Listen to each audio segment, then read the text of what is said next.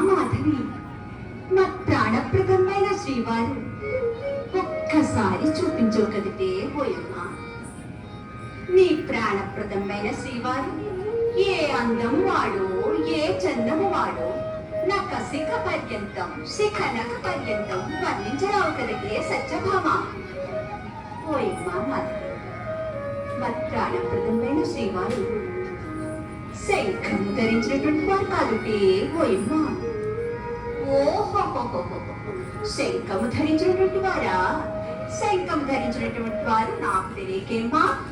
ఆ జంగల్ దేవత చిన్నవాడు కాదుటే.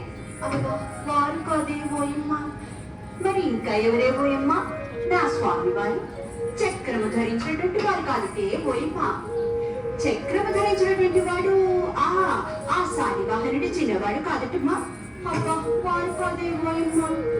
మరి ఇంకా ఎవరే? నా స్వామి వారు మకర కుండలంలో ధరించినటువంటి వారు కాదుటే పోయమ్మ. అలా చెప్పవమ్మా. ఆ బ్రాహ్మణుల చిన్నవాడు కాదుటమ్మా. అబ్బా, వారు కాదే పోయమ్మ. ఇంకా ఎవరే పోయమ్మ? నా స్వామి వారు వేణువు ధరించినటువంటి వారు కాదుటే పోయమ్మ. ఆ చెంచిన వారి చిన్నవారు కాదుటే. అబ్బా, వారు కాదే పోయమ్మ. ఇంకా ఎవరే పోయమ్మ? నా స్వామి వారు అత్త కుమారుడే పోయమ్మ.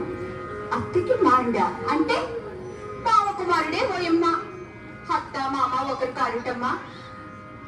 బాగా బరికి సర్దువాడే పోయమ్మ. రాములకి మధ్యవాడా? అత్తగాడు నాకు తెలియకేమ్మా. బాగా తెలుసులేమ్మా. అదే మాగా ఉంటాడు. ఆ ఇంటికి అత్తగాడు నీకేమవుతాడమ్మా?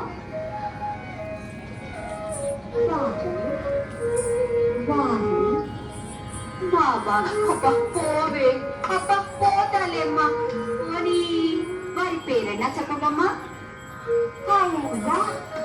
ఇంటోటి ఆడవారిలో ఇంటోటి మగవారిలో సత్యభామ మగరి పేరు చెప్పిందంటే సిగ్గు కలితే పోయమ్మ. సిగ్గాయనో